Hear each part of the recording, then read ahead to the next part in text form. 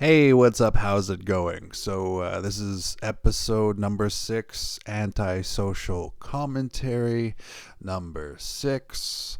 And I wanted to take it easy today. And this video is going to be more of a reaction video. And I'm just going to kind of relax and take it easy with this movie. This is one of my favorite movies of all time. I met Steve-O before, and I told him that the movie Jackass is like almost like hanging out with your friends, to a certain extent. But yeah, let's get the movie started. We'll get the movie going here. There we go.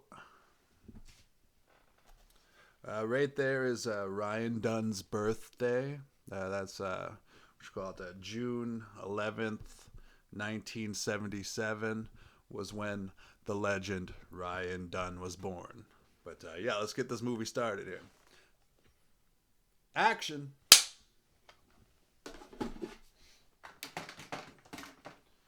Okay, we're going to start the movie in 3, 2, 1, play.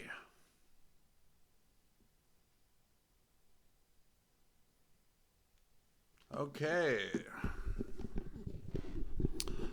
The timer right there is about 1 second ahead, but that's all right. That's fine. I should relatively align with when I said play. So if you're deciding to watch this with me, I appreciate it. Thank you. Like I said, I'm just going to take it easy today. See? Brought out the old popsicle and everything so you can hear all the sweet, sweet noises. So yeah, this movie was made in the year 2000. And don't try any of these stunts at home, ladies and gentlemen. But yeah, Johnny Knoxville was inspired to create Jackass because of the magazine Big Brother and testing self-defense equipment, and Steve-O contributes that to skate videos like Bones Brigades and Rubbish Heap. And then eventually Jeff Tremaine, the director, he kind of came up with the idea to remove all of the skating. And when they removed all of the skating, they formulated Jackass. And when I say they, I mean Jeff Tremaine, Spike Jonze, and Johnny Knoxville. They basically developed Jackass, and they hired Steve-O, Chris Pontius, Dave England, Danger Ehren, Preston Lacey, Wee Man, and of course Bam and Ryan Dunn there. If you're gonna be Ryan Dunn, you gotta be tough. Which reminds me, at the end of this movie, I will I wrote a poem that I'm going to sing in the style of Johnny Knoxville's cousin, excuse me, Roger Allen Wade. The song by Roger Allen Wade, "If you're gonna be dumb, you gotta be tough." Basically, I wrote a poem that is, if you're gonna be done, you gotta be tough. And it's a tribute to Ryan Dunn and the crew there from Jackass. And yeah, I'll read it at the end of the podcast here. But yeah, this shopping cart scene was actually from a movie Paramount had from like 1981 called The Incredible Shrinking Woman. And they wanted to make it look like they sold out and spent millions of dollars to make that scene with all of the explosives and stuff like that, but like the whole movie ended up costing them like $5 million in total.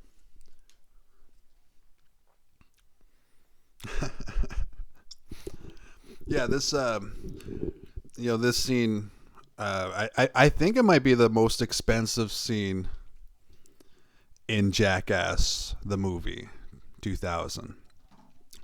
And what Johnny Knoxville has said about, basically about this scene is, yes, we pay for everything we break. And so I guess this scene cost as much as that car there.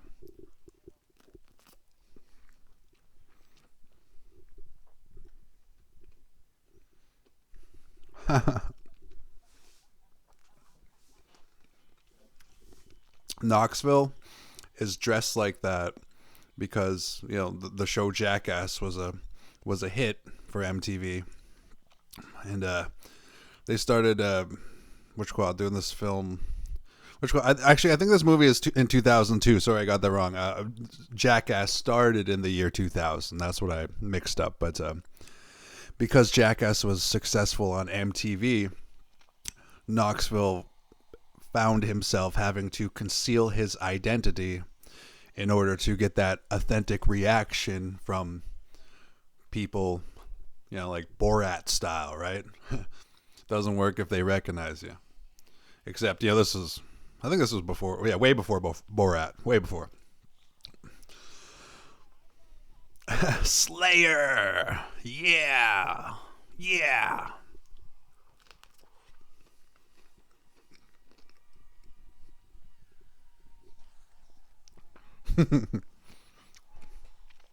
Number 3.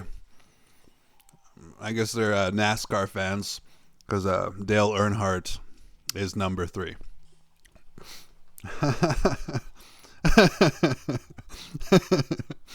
Man, that looks like so much fun, even though dangerous, but it looks like so much fun, dude.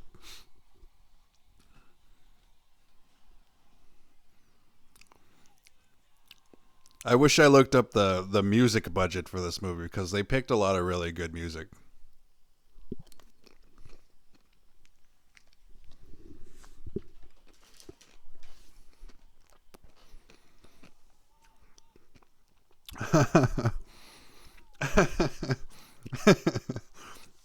I just love the way the windshield's just fucked up. Everything's fucked up. That's awesome.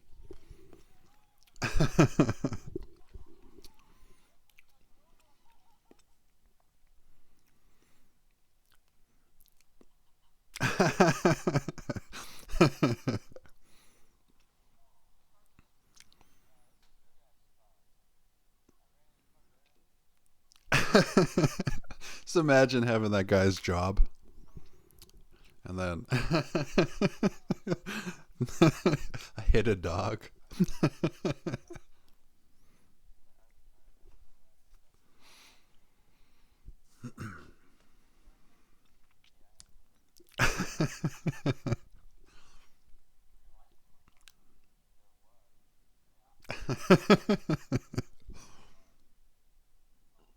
I love that guy's reaction. Oh no.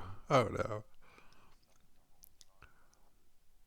If I was working there, I think I'd be pretty like first of all shocked. Yeah, absolutely. Just what the fuck. But then after being shocked, I'd be like, well, I just work here. I don't own, Enterprise or whatever the fuck it is. So the Northwest car rental place they have there. Good worker though, right? Just telling him he's gonna have to pay for it.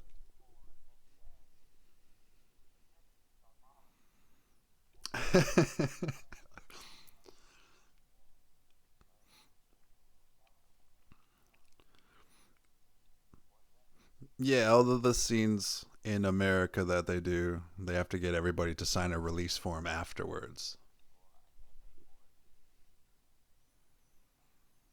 And it's really cool these guys to have signed the release forms. When people take it, like as like, hey, this is art, that's what these guys are, man. They're artists. I once referred to Steve-O as a stunt man, and I apologize, Steve-O. You're an artist, bro. And I saw your live show, like a couple months ago.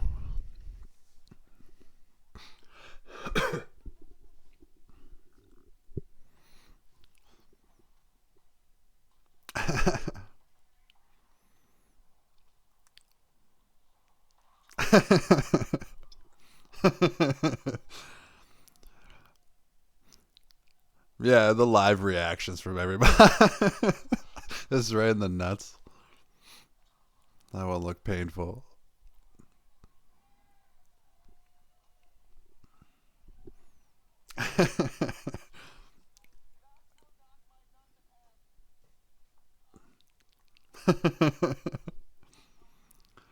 Good old Bam and Ryan Dunn.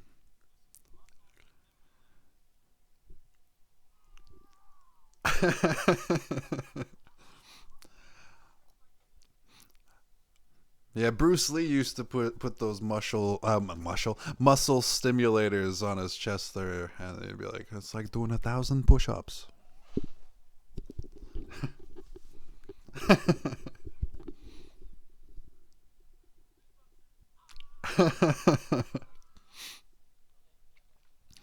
I once read a story about a guy who wanted to about a guy who wanted to simulate childbirth, and for like for like 3 hours he used those muscle stimulators, and he ended up seriously injuring himself because he wanted to, I guess, go full way. But it's like, that only simulates the like muscle contraction part. You know what I mean? Like, I don't know. What you call it? Fucking Dave. But but yeah, that guy simulating childbirth, that's insane, dude. That's insane.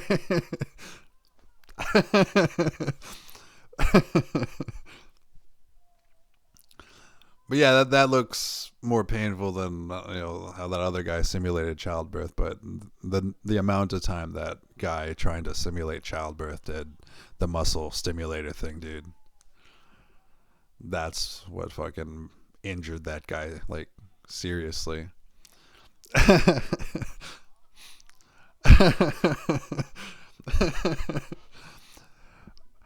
I love how Knoxville's like, let's just get it over with. I'm just gonna cover that if I can there, just in case there's any reflection there.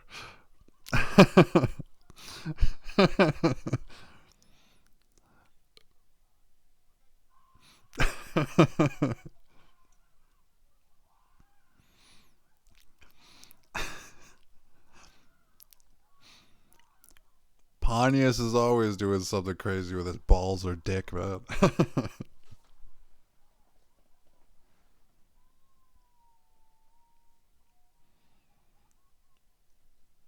All right, all right.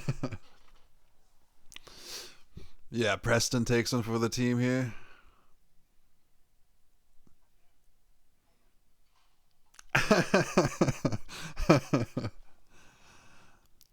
Waiting for some sweet old man to pass by in order to purposely split his pants. That's genius, right? That's art. That's art. That's the beauty of these movies.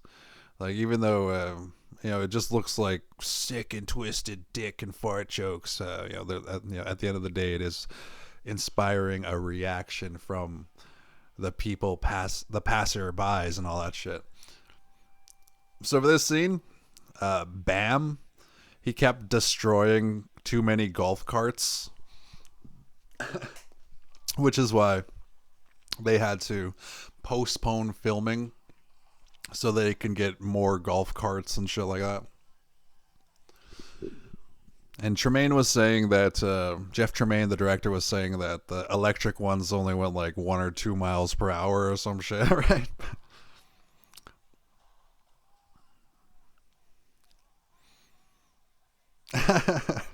that guy on the dinosaur, I like that episode where they put mustard on him. I can't remember who that is. Is that Raab himself or something? I can't remember who that is exactly right now, but when they pour mustard on him, he's just mad. in the show, yeah, it was funny.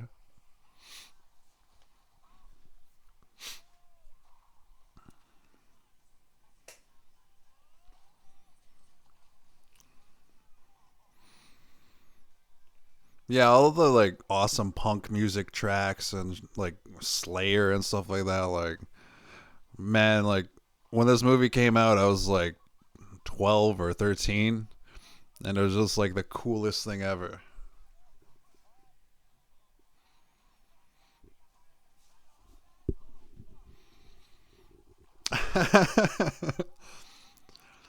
The craziest thing I ever did in a golf cart was take a golf shot with my cousin Ryan, and my cousin Ryan was driving the golf cart, and I hit the ball, and it actually landed on the green. But yeah, right there, like Knoxville almost just fucking takes himself out there.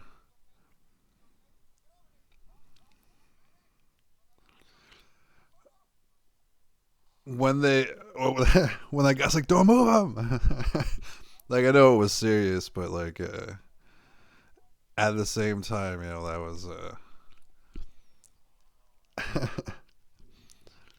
like he was genuinely concerned about Johnny Knoxville's health there, but it makes that scene a little bit like it takes some of the humor out of it of how like don't move up. So yeah, Party Boy, Japan.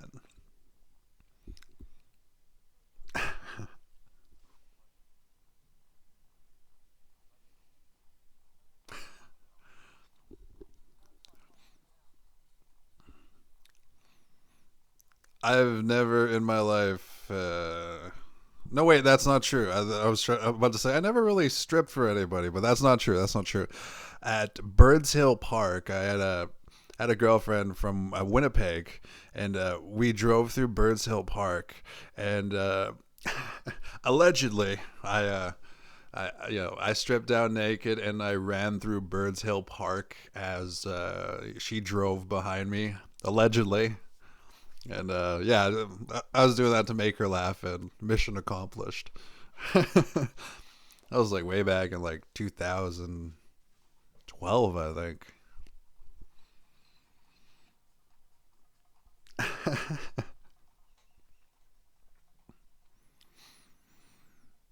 Yeah, it must be like a security dude, not a cop, right? Because if you touch a cop's hat,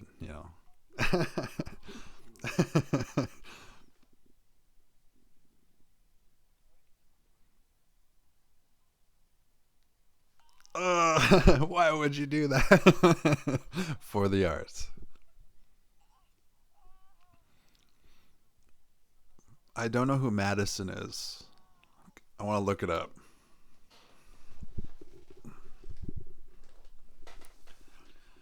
Who is Madison to Johnny Knoxville?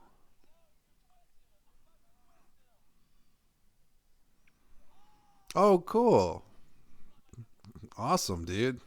Hell yeah, that's Johnny's daughter, and he put a tattoo of his daughter's name over his heart. Hell yeah, that's awesome.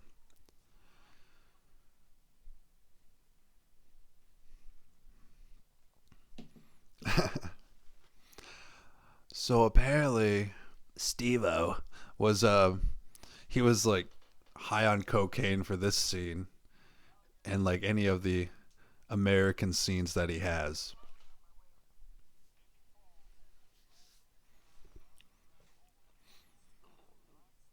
Yeah, like Steve was saying that he was high on cocaine like the entire fucking time, except for in Japan when they couldn't get any blow.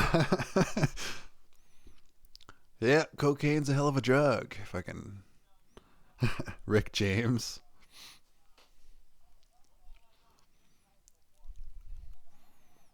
Yeah, don't do drugs, ladies and gentlemen. But like, yeah, when it comes to certain kinds of drugs, say like cocaine, like experimenting and all that stuff. There, be careful and just stay away from it altogether. But you can definitely understand how people can get addicted to that shit, dude.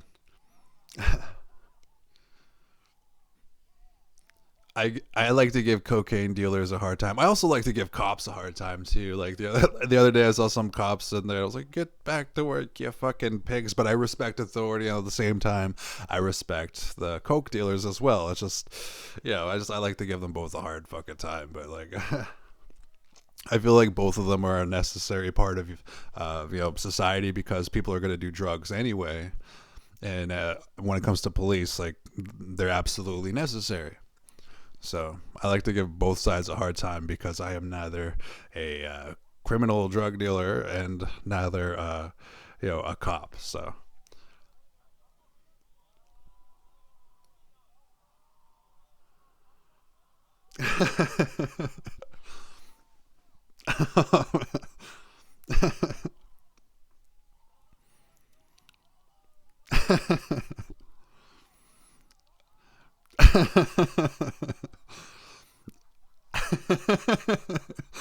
when that other alligator takes a fucking snap at him.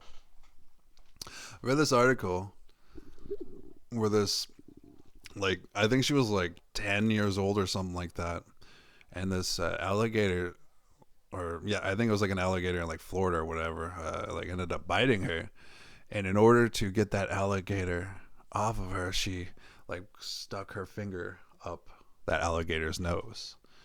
And yeah, it's crazy stuff. So I guess that's what you do if an alligator bites you. But yeah, in that scene that just passed there, what I like about Steve-O is like how his ability, his what you call it, the way he keeps trying, and the way he is like, I'm sure if I practice I could, just like good attitude. But that's how skaters typically are. Like just look at Tony Hawk, for example, right?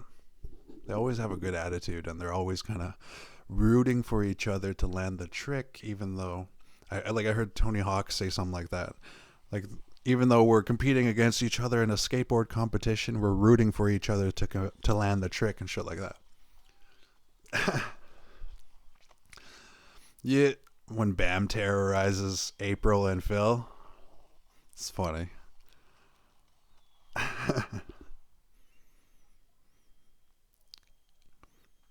Yeah, Viva La Bam happened like a year after or something like that. Like a year after this movie, I think that's when Viva La Bam started, if I'm not mistaken. And after this movie, Jeff Tremaine didn't want to do a sequel until he saw Johnny Knoxville on the show Wild Boys with Steve-O and Pontius. So I'm just really glad that they made, like, the first three are phenomenal films. Absolutely. First three are my favorite. Number four is like good, but because of because of Dunn, rest in peace. Number four just wasn't the same, and Bam wasn't in number four. If I'm not mistaken, yeah.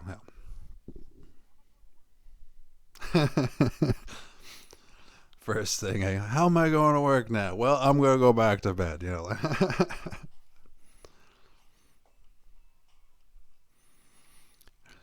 And you would think that after this movie, the entire cast and crew would be set for life because they made this movie on a $5 million budget. And then after that, after they made this movie, like the opening weekend, like the very first weekend, they made like $22 million on the on the opening weekend. And after the opening weekend, like basically box office, it grossed like domestically $64 million, and then worldwide was closer to 80. And Steve-O said that he only got paid like $65,000 for it.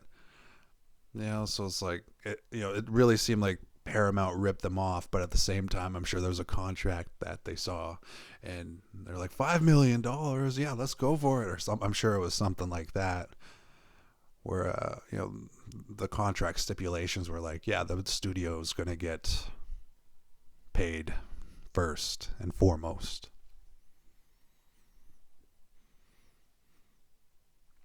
So yeah, right now, Johnny Knoxville in the old man suit he grabbed an award, and it's like fortune telling, because in the movie from 2013, Bad Grandpa, if I got the year right. All the stuff the old man's stealing. In the movie Bad Grandpa, the makeup department ended up winning an Academy Award. Bad Grandpa won an Academy Award for like best makeup.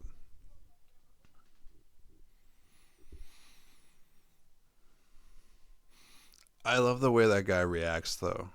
It's like, you should be ashamed of yourself and stuff like that. Like,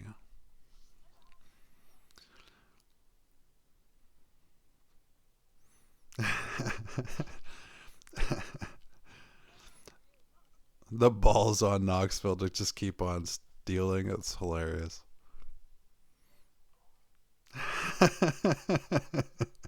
Even when he gets outside.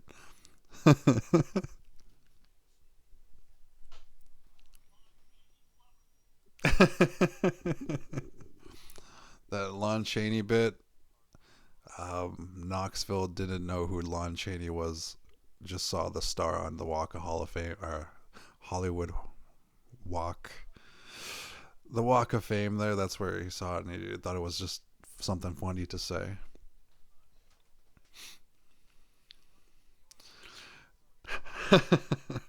Fucking Dave England is always taking shits.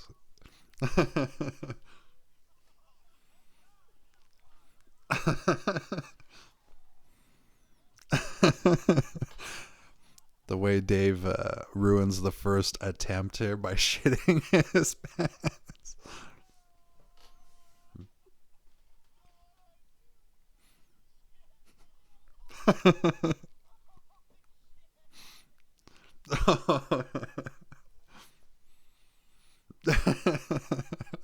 The cameraman almost throwing up.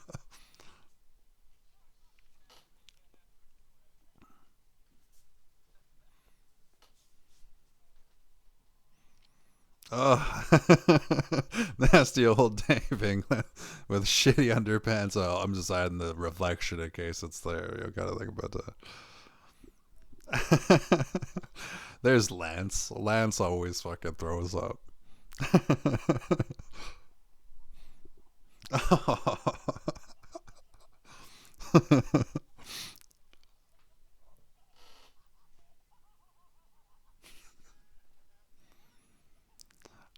Laughter's the best medicine, ladies and gentlemen. Especially when your buddy shits himself.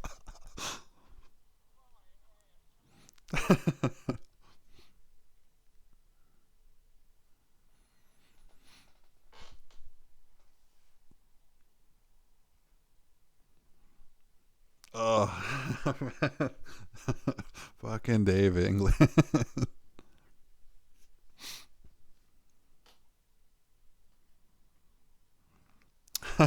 The newspaper.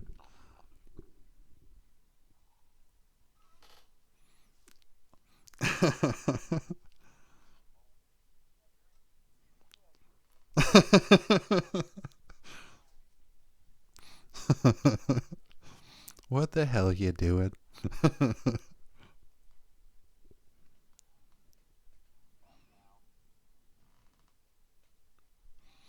I do wonder who actually did end up cleaning that toilet.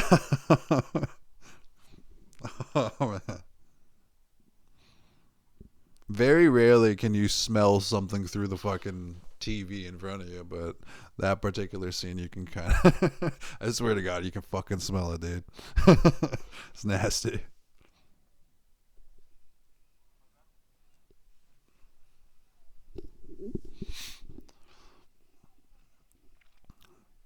Wonder how much for the Psycho music. Bam Margera being all him about it.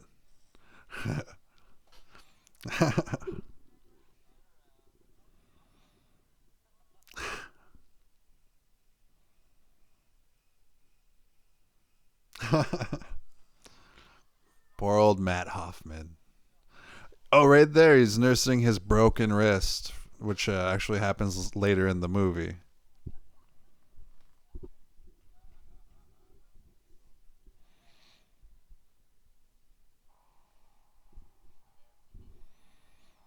See, this is art, ladies and gentlemen. Dressing up as a giant mouse with just a shit ton of fucking mouse traps. That's art.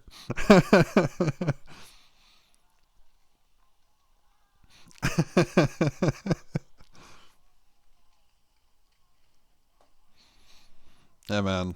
Contemporary art. Sometimes it's like the coolest thing ever, and then sometimes it's a fucking banana fucking duct tape to a wall.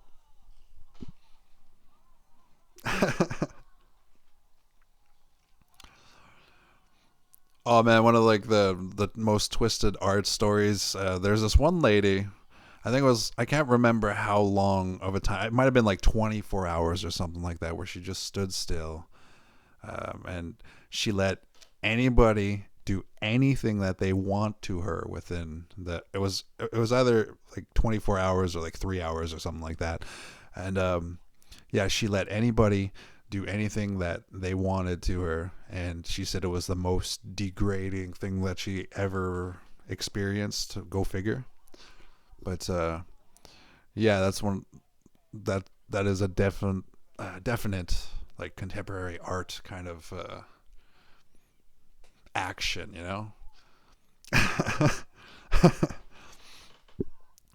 But yeah, man, art isn't just a portrait or a fucking photograph, or sometimes art is twisted, and actually art's supposed to kind of be twisted and kind of kind of make you think, kind of make you laugh, and like Family Guy when they made fun of it. This whole day has been one big laugh riot.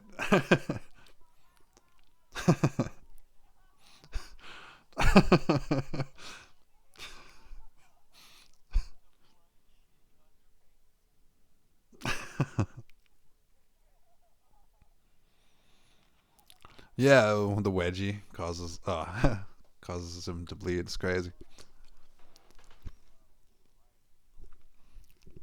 So this is where like a lot of the show came from, with Johnny Knoxville testing self-defense equipment.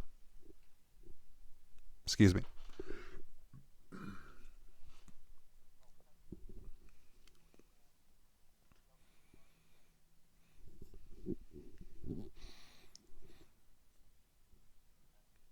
The old beanbag gun, riot control equipment.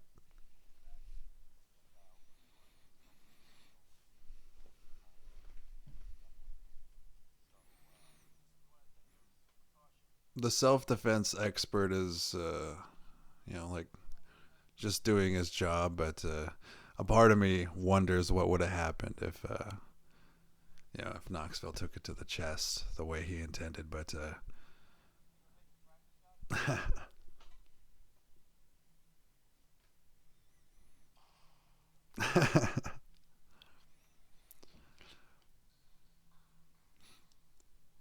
punch through this paper.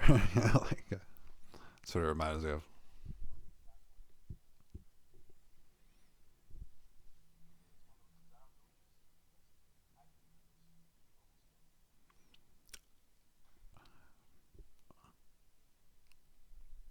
Yeah, I think that was called you know, I think that out of all the self defense equipment that Knoxville has tried, like that one that he does with Bam and Jackass number 2, and I can't remember. Oh yeah, Ryan Dunn and Bam, where it's like a bunch of rubber balls fly towards them, and then like Bam like cries, "I'm a skateboarder, man."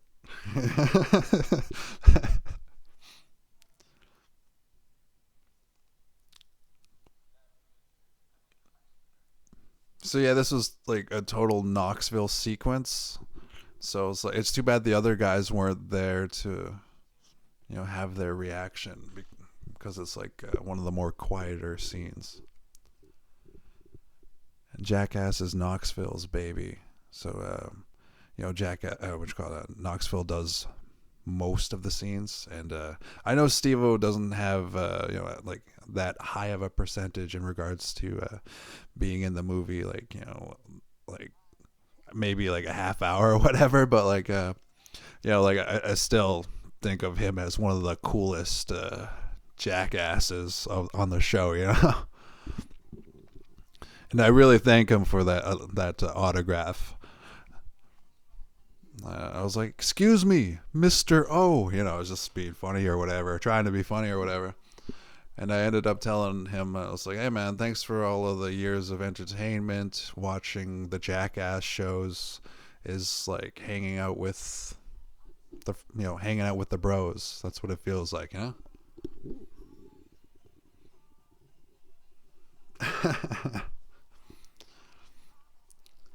Yeah, you hear things about Japan having like the most polite people in the world, and that might be proof of that there.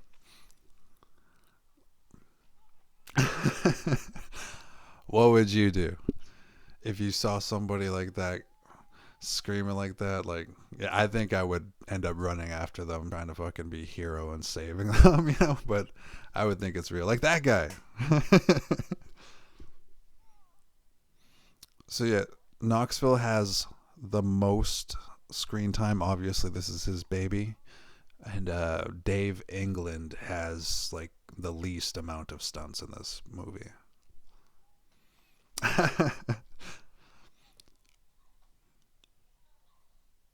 Yeah, I love the way like professional like kickboxers, like just how they make strikes look so effortless. Whereas a guy like me who's just like go to the gym once in a while, but gotta stretch up first, gotta fucking warm up first, and gotta like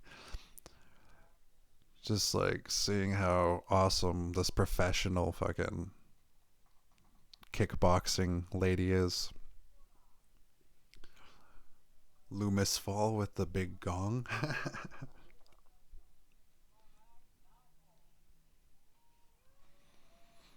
Yeah, that was a real tough chick.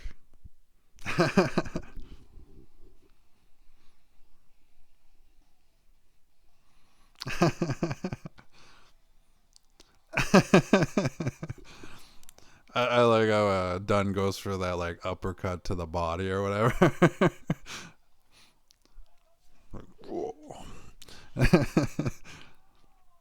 It looked like there when he did that uppercut or whatever to the body there. That looked like he went almost like full force on her, and it just didn't phase her whatsoever. But yeah, when you're used to taking shots and stuff like that, it doesn't phase you. Like, the old man taught me how to take shots when I was a kid, so it doesn't phase me unless you really fucking hurt me.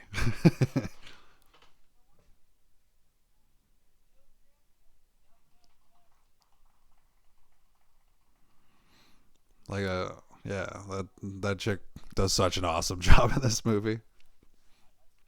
And ladies and gentlemen, if you're gonna be done, you gotta be tough.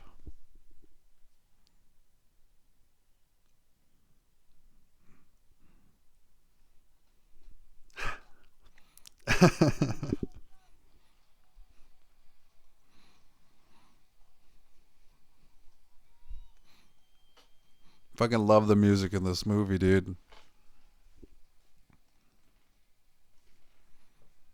So yeah, the version of this movie that I'm watching is the unrated version in my DVD collection right here. My Jackass 7 movie collection, which I should have got Steve-O to sign, but I wasn't thinking about that at the time, I guess. But I really do thank Steve-O for signing my picture that I got there. So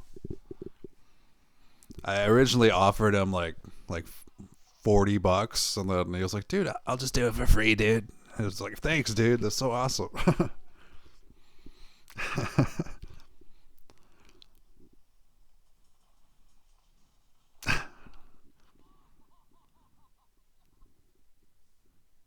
My favorite Danger Ehren moment, I can't remember which Jackass I think it's number 3 or something. But when he does the pin the tail on the donkey, that's my favorite Danger Ehren moment. And then the panda sequence here, dude. The panda sequence was actually Loomis Fall's idea. and they're in Japan. And Loomis thought Japan, pandas, and then nobody had the heart to tell him that what you call pandas, China. Yeah. Unless you're that one fucking zoo from China that painted dogs to look like pandas.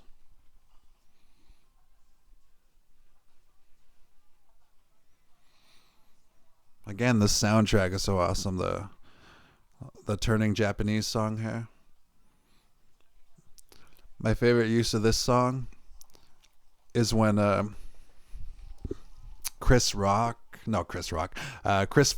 and Chris Rock were in the movie Beverly Hills Ninja, and it was Chris Farley was in Beverly Hills, and Turning Japanese started playing.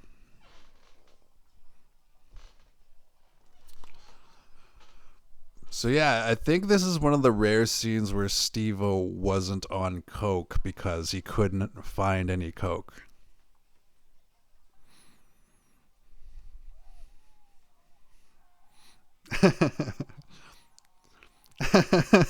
That guy's cool.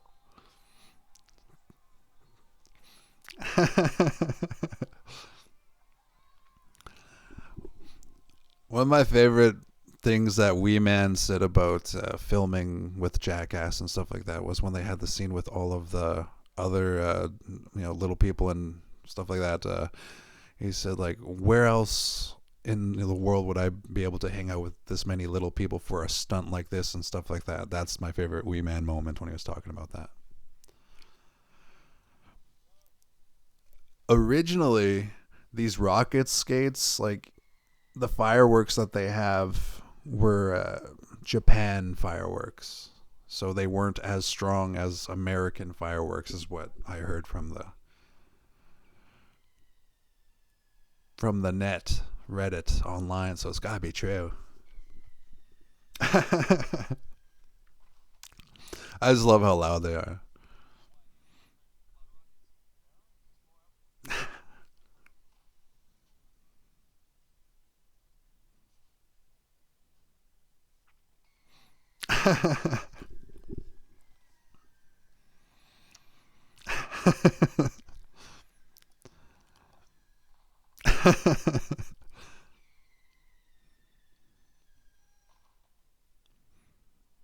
Oh yeah, that reminds me. I gotta buy some roller skates for. For somebody. I promised one of yeah, like my daughter and her sister some roller skates. So I forgot I have to do that this weekend. Oh, more roller skates. Cool. Yeah.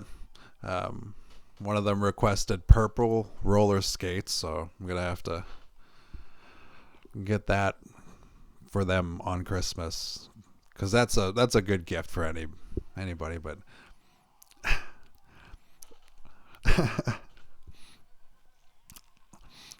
back of the truck party scene, fucking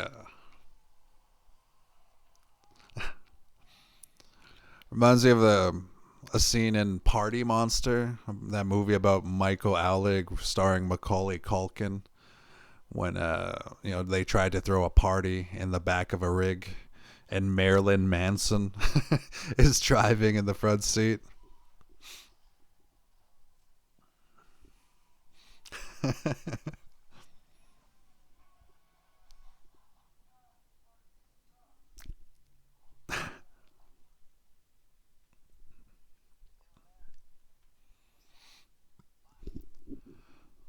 So Johnny Knoxville is wearing that hat because apparently this was on his birthday, and I'm curious to see when his birth date. Johnny Knoxville birthday,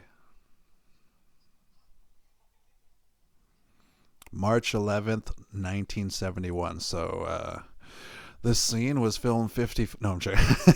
The scene was filmed in 20, 24, 20, 25 years ago or whatever it is. Like 25 years ago. And 71. So Yeah, I think like Johnny Knoxville was like 31 or 32 or something at the time. Okay, 2002. Yeah, I can't do the math right now. I'm tired. I'm tired.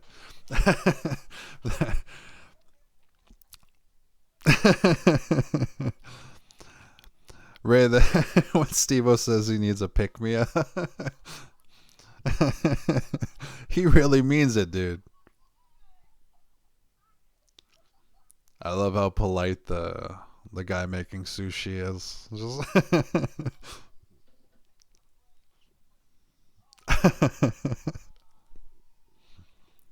Yeah, Steve-O's live show, Crash and Burn. I don't know if the Crash and Burn tour is still going. I won't spoil anything that happens for it, but it is very entertaining. If Steve-O's Crash and Burn tour comes near you and somehow, some way you're watching this, go check out his tour. It's very, very funny and very stuntman, and like I called him a stuntman and I felt bad about that. But he's definitely an artist and a comedian and stuntman. So it's like artist, comedian, stuntman all in one. So artist pretty much sums it up. Then he does his podcast, Wild Ride. My favorite episodes were the ones where Johnny Knoxville would come on. But the most recent episode I saw with Steve-O Wild Ride was with John C. Reilly, where they talked about being in clown college together. I like how that Japanese guy was looking at the camera and he knew something was up.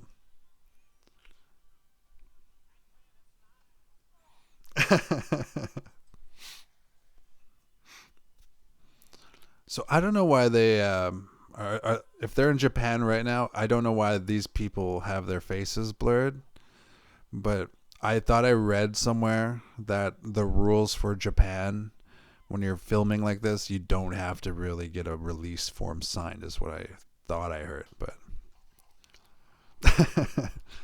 maybe I misread that.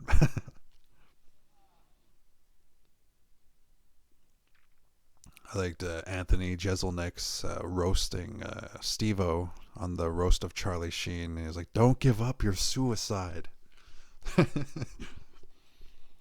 And even though Amy Schumer's roast of Steve-O was really, really mean and insensitive, like, I mean, she's a comedian and she had to do that, and that's all I'll say about that. but but yeah, um, the what you call it, the guys from Workaholics. That is this thing real thing. The guys from Workaholics, they do a podcast called "This Is Important," and when they use sound bites, they use April's voice. Is that real?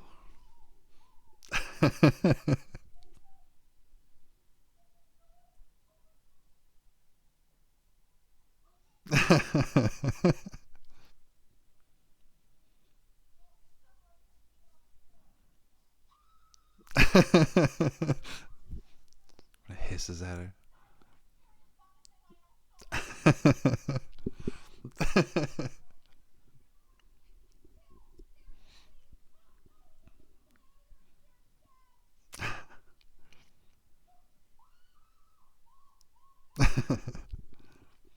April flipping out is always hilarious. Like when Pontius dresses up like an ape or a gorilla, whatever it is. Gorilla. Well.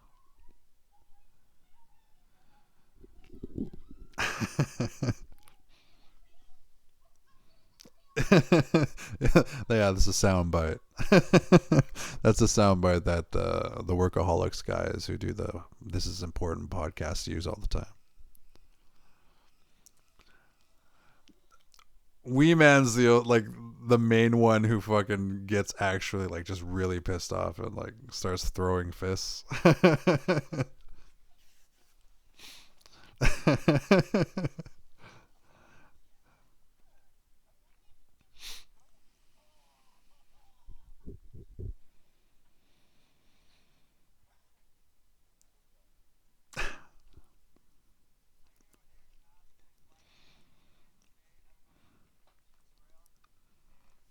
Yeah, Eric Kosten's just a deadly skateboarder.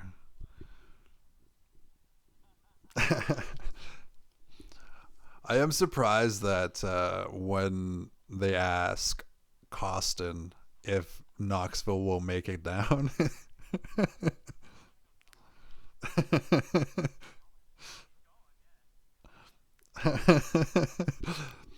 For some reason, I thought I remembered he said that he's not going to make it. But no, Kosten had a good attitude about it. Never mind what I said there. But he's going somewhere, so he left it open to Knoxville's performance.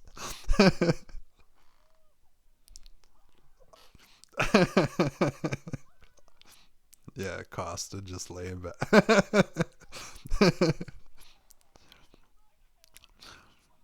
Yeah, nothing like the Tony Hawk Pro Skater cruise and shit like that.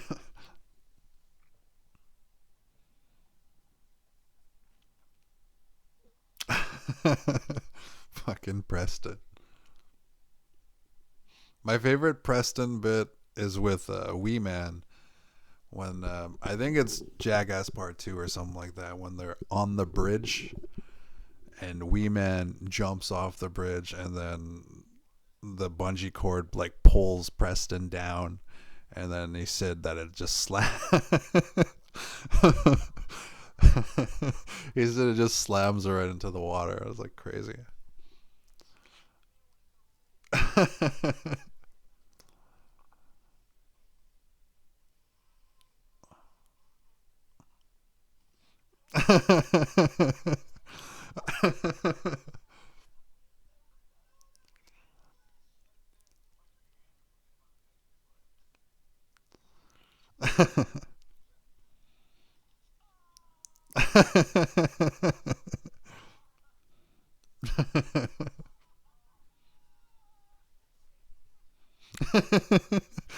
I love Lance's reaction.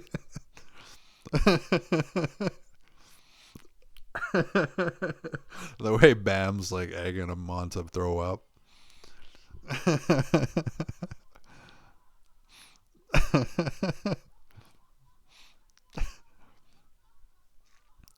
So yeah, I think that camera is the one on here, if I'm not mistaken, the Canon XL1 that is on here, next on top of Ryan Dunn's birthday.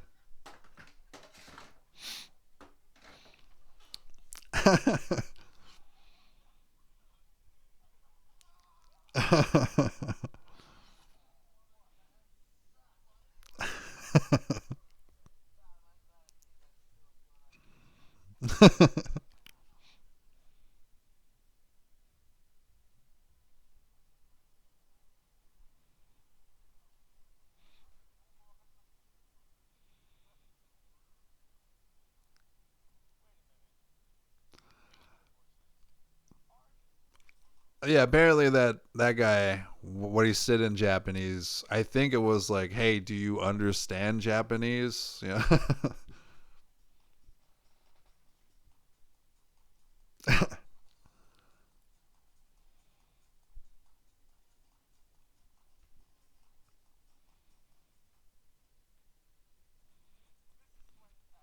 So yeah, this is where Matt Hoffman ends up breaking his wrist on the bike. Let's see if we can watch for it. Boom, right there.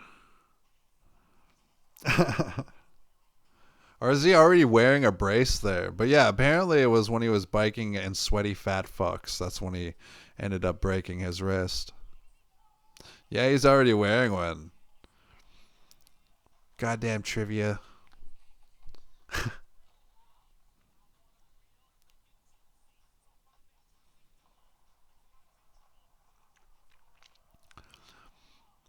Yeah, there's some slim chance that my son is watching this with me or whatever. First of all, don't do what daddy does. Do what daddy says. And daddy says, pick up a skateboard and stick with it, dude. If you learn how to do a couple tricks like this man right here, Tony Hawk, the GOAT of all time, of all skating. Like if you learn a couple tricks and you keep going, dude, you gain more confidence, and there's just such a good positive attitude that a lot of skaters really have. And yeah, dude, there's like a lot of perseverance and just like, never giving up, which is the same thing as perseverance. But like, yeah, just if there's some chance you're watching this with me, my son, pick up a skateboard and never quit.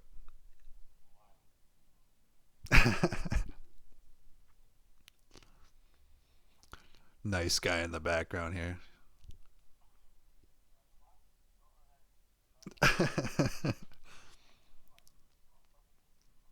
Nice guy.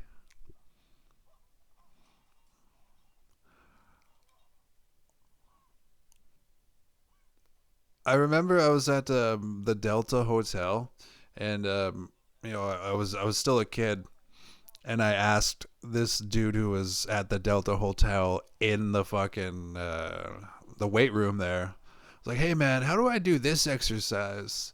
And he turned out to be a blue bomber, which was pretty fucking awesome. He was just standing at the Delta there or whatever. But yeah, dude, and like it's just trippy that yeah, this butterbean, like butterbean is fucking insane, dude. Butterbean is a knockout artist. Go check out the Butterbean highlight reel.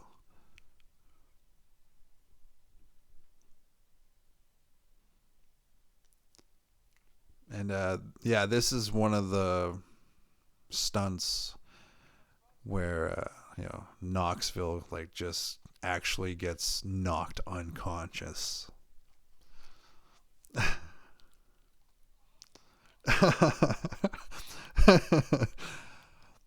I love how like unmerciful Butterbean is, and he just tells him to get up. Yeah, man, Butterbean's scary, dude.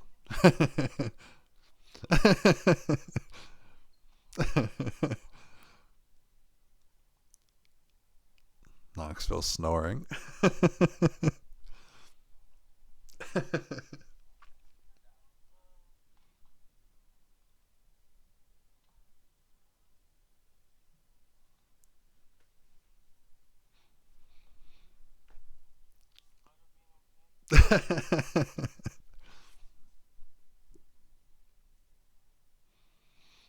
Yeah, yeah, I think he gets a concussion from Butterbean knocking him out. Which I mean, when you get knocked out, uh, that's what happens.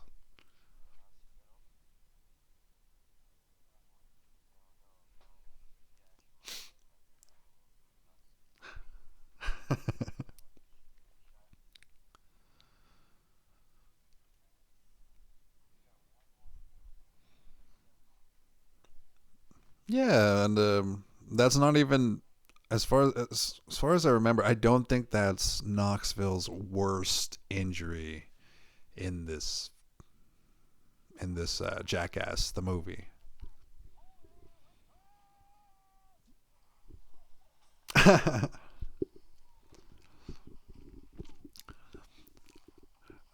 I like the guy here. He looks like Jeffrey Combs or something. Jeffrey Combs played the reanimator. He was in like House on Haunted Hill and uh, the movie Would You Rather with.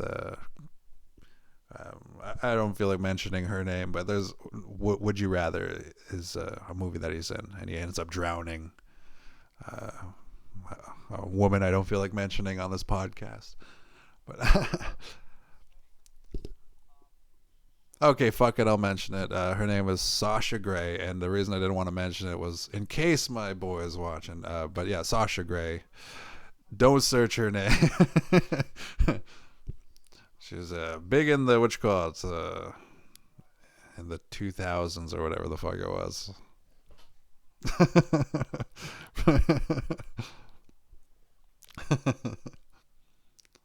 But yeah, she was in that movie, and it was a decent horror movie. But yeah,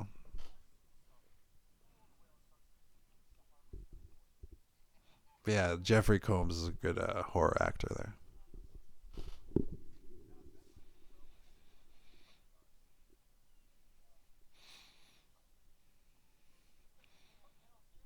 I can't remember which comedian was talking about this, but it's the best thing you can do if you see a shark is just punch it on the nose. And then the comedian said, I'm not going to get into a bar fight with a shark in its bar.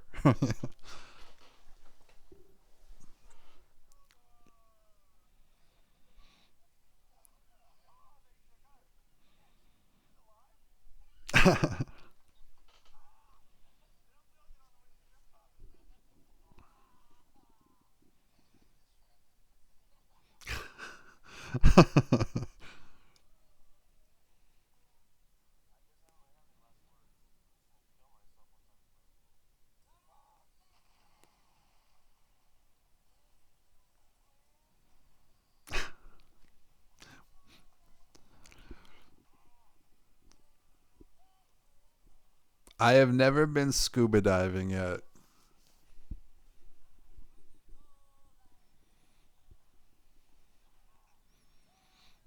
And honestly, I never really planned on going scuba diving until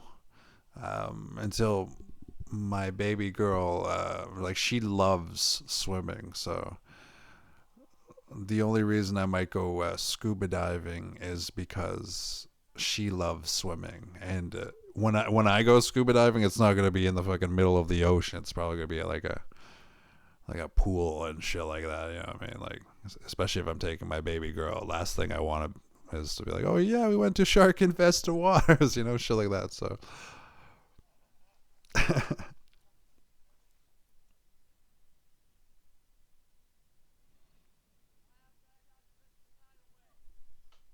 the imagery of this is like just like so fucking awesome.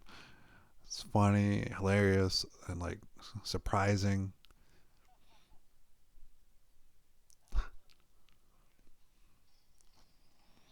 Fuck yeah.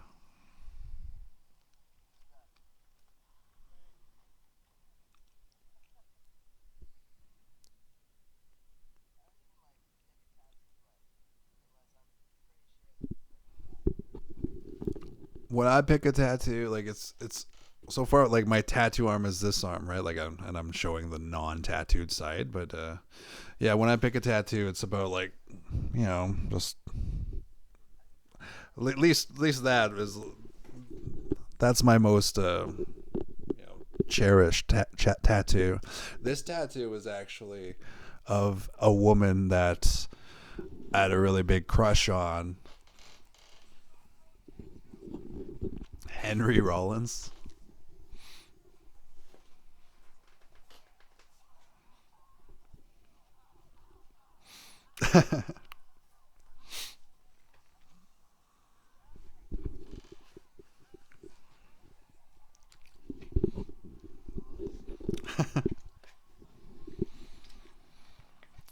Yeah, what you call that? Steve-O's new show, Crash and Burn.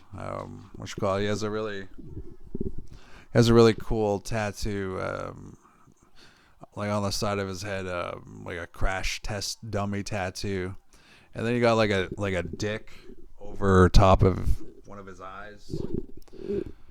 Look like Post Malone. No, I'm just joking, Post. But yeah, like, but yeah, face tattoos are ever sick.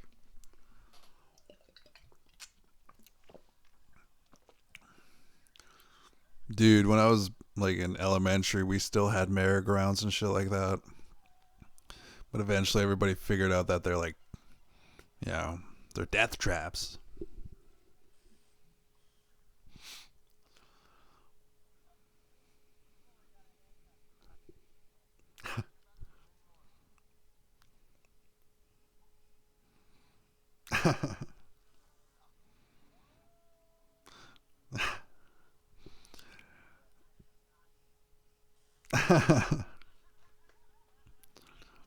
Yeah, those ones were like real, but I think this part might have been staged, right? Just for like that front part. But still funny. Danger Aaron's hilarious.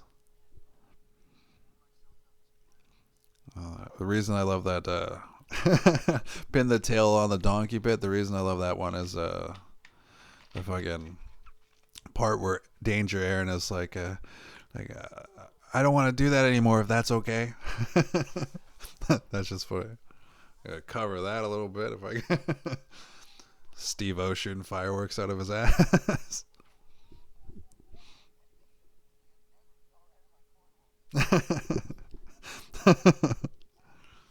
Oh god.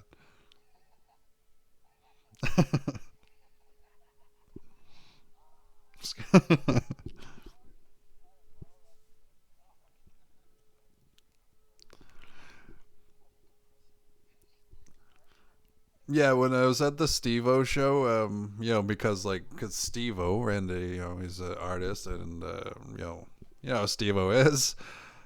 When I was at the show there were people in the audience. Whenever male nudity happened, you could hear them in the fuck, man. I didn't fucking come to fucking pay for this shit, man. Fucking seeing somebody's fucking dick and asshole and shit. You could hear people just a couple rows behind me. They were just complaining about how much male nudity. I honestly didn't expect there would be that much male nudity, but it was funny in the long run, for a laugh or for a cringe. That's what these artists are about, for a laugh or for a cringe, or to push it to the limit,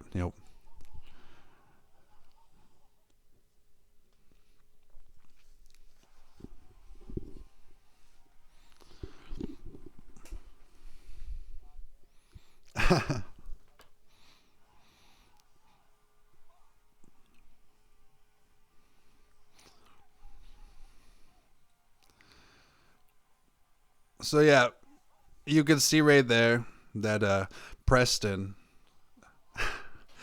Preston originally wasn't pulled off the couch. They actually had to splice a different scene where Preston was taken off the couch. So they spliced that together to make it look like it worked out, which I mean still looks good and it's still hilarious. It's still real.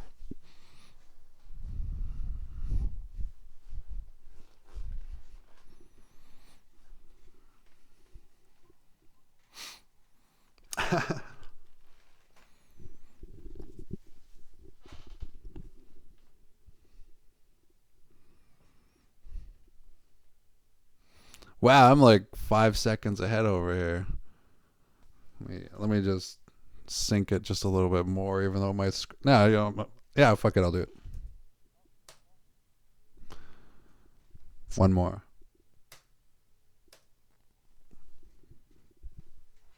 Wow, I can't believe how different the what's called the syncing of the timing went. Fuck.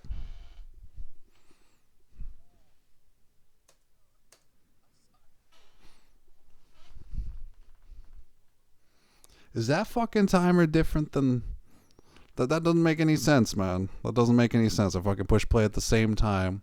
This was 1 second ahead, and now it is a couple more seconds ahead. Oh well, as long as you push play when I say push play, we should be watching the same thing right now. Right now, Danger Ehren is eating his own snow cone, his piss snow cone. So cold. So we should be in sync for this podcast.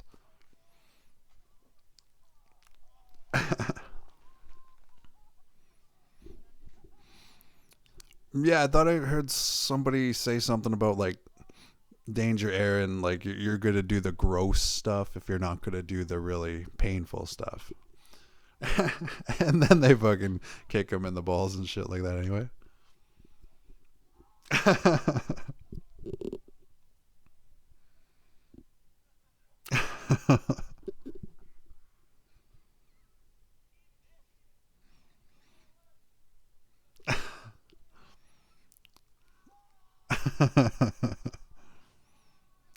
That sick son of a bitch. It takes a lot for Knoxville to get grossed out, but when he gets grossed out, it's pretty nasty.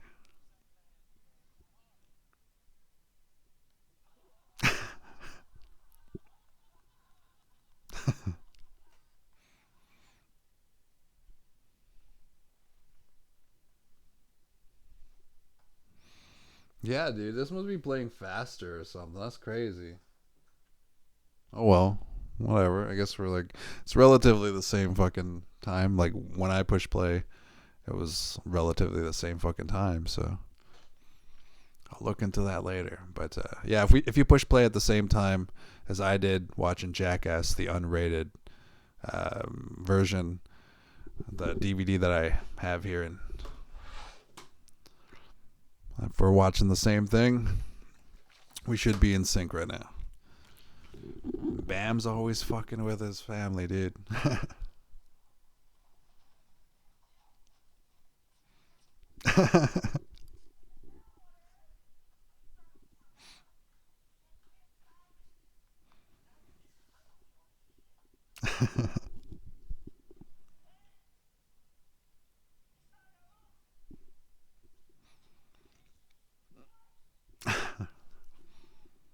Yeah, what's called these days. You know, what I mean, like we all turn into our fathers, right, to a certain extent, and Bam particularly looks like Phil now a lot.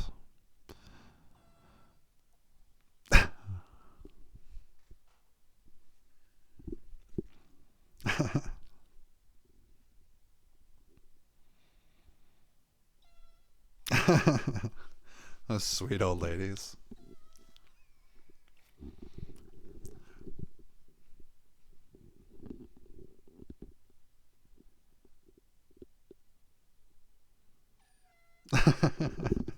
That guy's mustache is dope.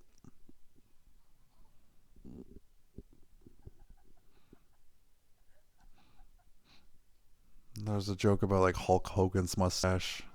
That's what racism looks like.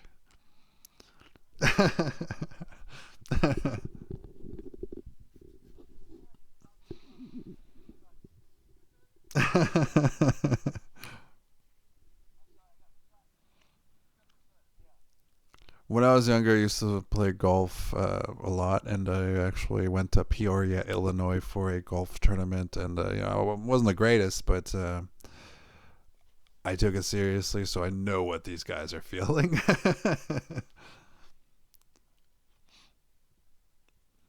I know that feeling. What you call it? Like when I would go golfing, and I used to go golfing a lot with like my uncle, and my uncle would drink a lot when he would be golfing, and he would always be talking and during my backswing and shit like that. And one time I was like, "Shut up!"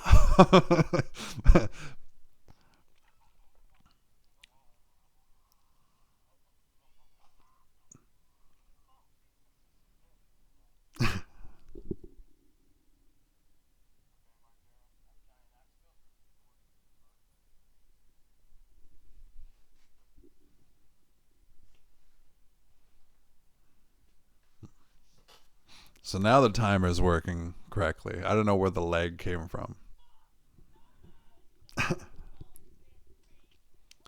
That guy's reaction, where he just runs out of the building. That part's so fucking awesome.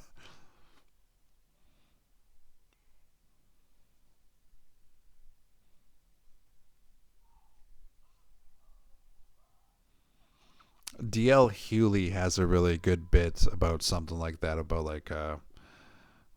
well, it was about like workplace shootings and shit like that or something. And DL Healy was check it out though. I think it's from the special Going Home, and he was talking about how you know, I heard shooting and I got out of there.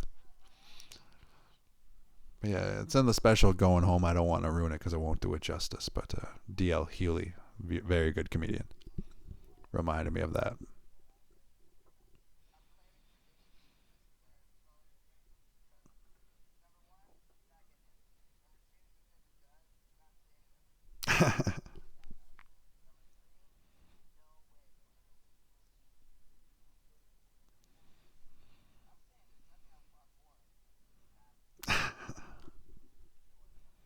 This is like the only time where like Steve-O is doubting it.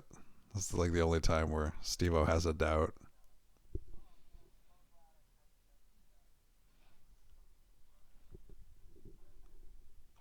least he tells you later why he turned it down.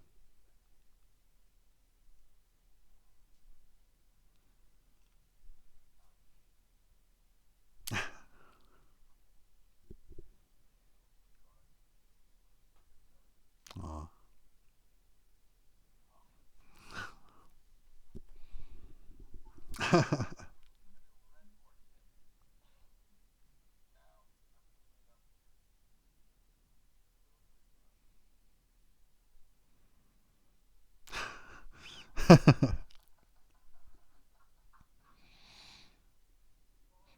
Oh God.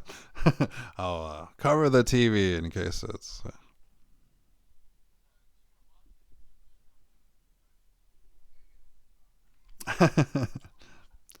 I also should try to get another job. Need more hours.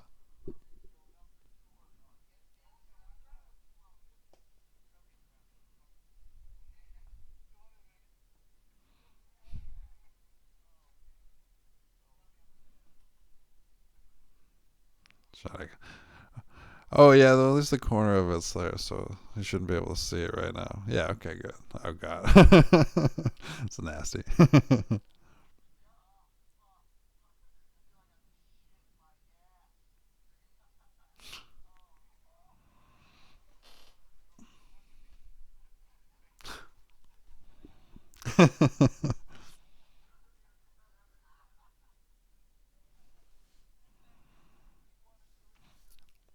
How long has Steve-O been sober? I'm just curious. How long has Steve-O been sober?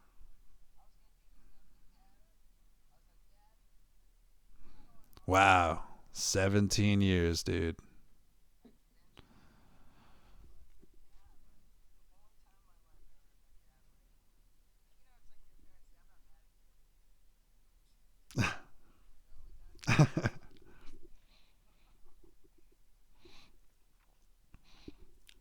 Yeah, Steve-O, what you call it? He was talking with John C. Riley about going to clown college, and you can kind of like you can see it in the specials and stuff like that. Like Steve-O guilty as charged is his special, and in that special he like balances a fucking ladder on his like chin or whatever.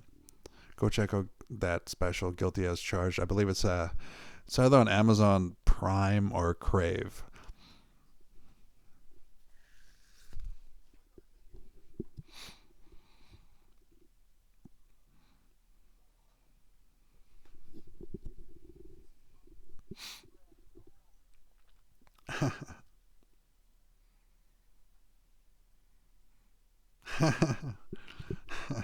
Her reaction.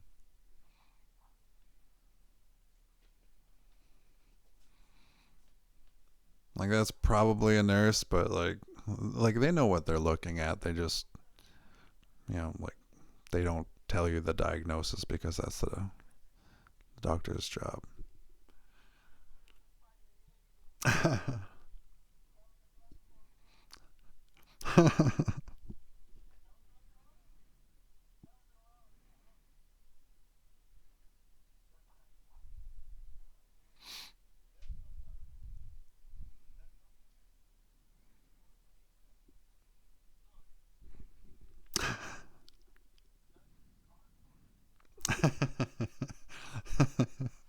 That's a good doctor.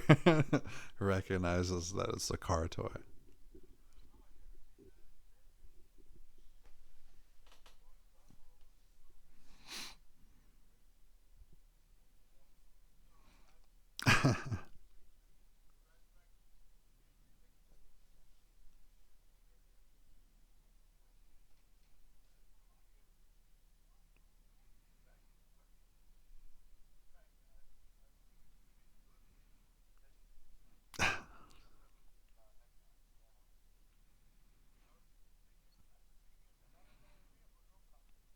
I can't remember who was saying it, but I guess another comedian, right? It was talking about something up his ass, like an egg or something like that, and he thought he'd be able to like shit it out, and then when he tried to shit out the egg, the shit went around the egg and the egg stayed in. It might have been like Jim Norton or something. I can't remember, but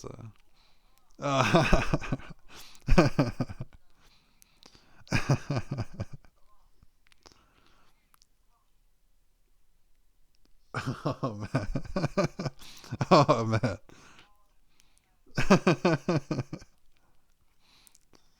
Yeah, he probably like ripped his fucking, ripped his anus, dude. That's fine.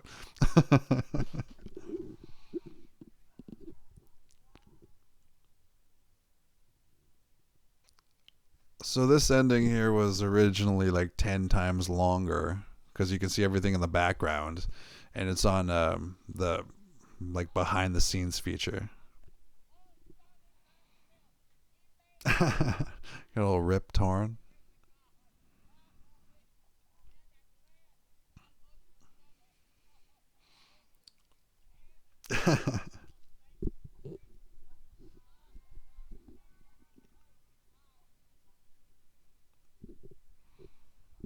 Oh man. Again, this soundtrack, dude. Moments like this never last.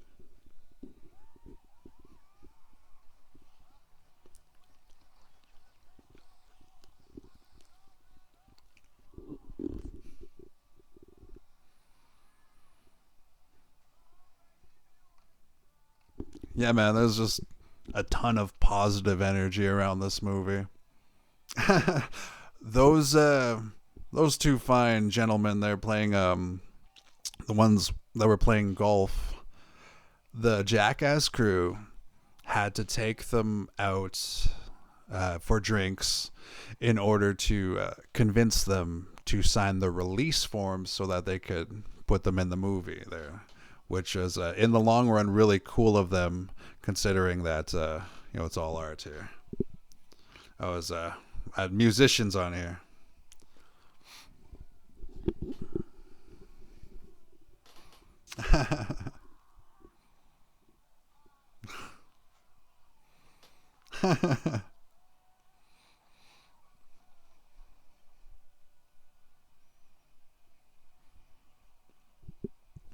So originally my plan was just to do this first movie and then not not do number 2 or 3 or 4, but this is such a good franchise, dude, that if I ever do a podcast commentary for number 2 or 3, it's just because it's awesome. So here's the song that like I wrote just for the hell of it. And it's based on like a cover of Roger Allen Wade's song, "If You're Gonna Be Dumb, You Gotta Be Tough." I'll give it a quick read here for you guys before they cut to the scene where they're all old doing Jackass and stuff like that. So here it is, guys. If you're gonna be done, you gotta be tough. If you're gonna be done, you gotta be tough. Fly a rocket, cart, fall and get back up. He's the craziest SOB of the bunch. If you're gonna be done, you gotta be tough. Wee Man set him up for the high five. Jeff Tremaine's directing made him feel alive. Ryan is the master of the poo dive. He'd do any stunt too much for Steve-O's dad's pride. Like shove a toy car up his ass. I wish Zach and him didn't drive so fast. He's the toughest SOB of the bunch. If you're going to be done, you got to be tough. If you're going to be done, you got to be tough.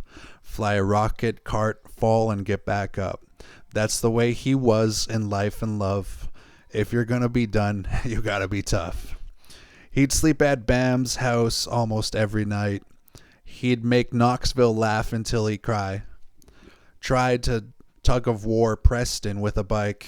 Jet engine to the face with Ehren by his side. But if they gave awards for barrel surfing, Ryan Dunn would keep his in his heart.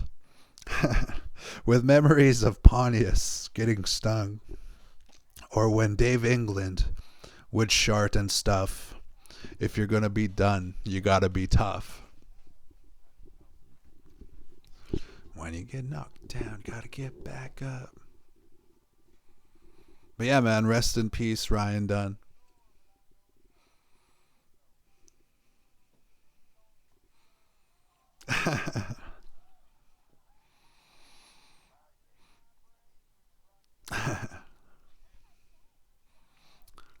I like when they make Preston really mad, or when April swears.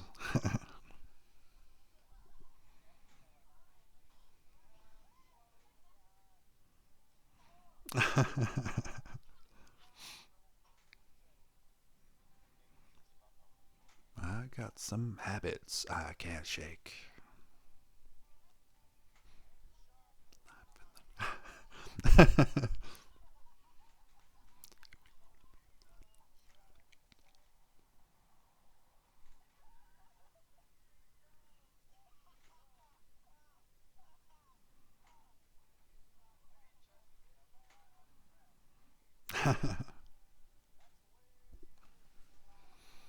Yeah, man. Once in a, you know, once in a millennia. Yeah, like fuck. These guys made magic, dude. Like, mind you, like special shout out to Tom Green, because Tom Green did a lot of crazy stunts like this in like the '90s, and Jackass started it at the year 2000, right? So definitely a big, definitely a big shout out to Tom Green there, who has a really good special out that he released this year. I think it's "I Got a Mule" is what it's called. Check it out.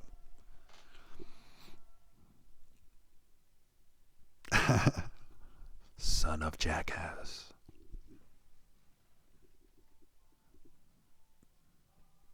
In the year 2063, the world needs. Yeah, I know. Try to do like a trailer voice.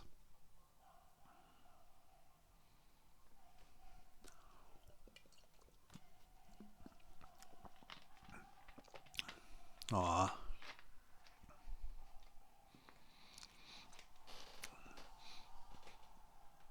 Yeah, like hilarious. And just, just, like, because Dunn's gone. That's why.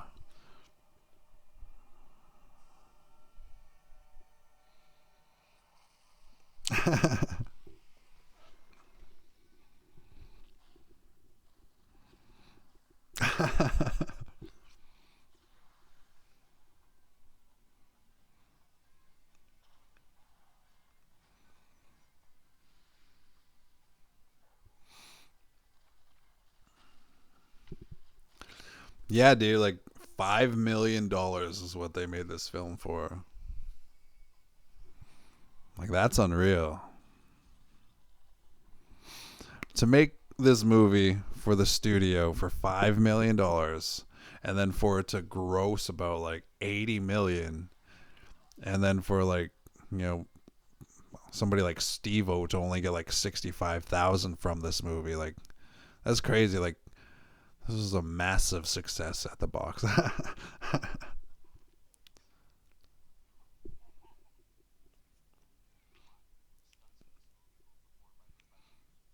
Well, there it is.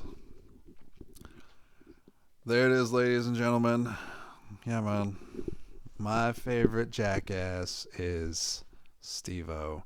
And at the same time, like, I was just devastated for Ryan Dunn. And I always wanted to put that song together. I just never got around to it. I've known the "If You're Gonna Be Dumb, You Gotta Be Tough" song. I've known how to play that song on guitar for like the last 15 years. And I always had that idea at the top of my mind whenever I would rewatch these movies, or like the new ones would come out or whatever. And it's just, life happens. It is what it is. But dude, like, this movie was like groundbreaking, like just fucking hilarious and artistic. And if you watched it with me, I just want to say thank you for watching it with me. I'm gonna close this podcast up now. Antisocial Commentary, episode number 6, Jackass 2002.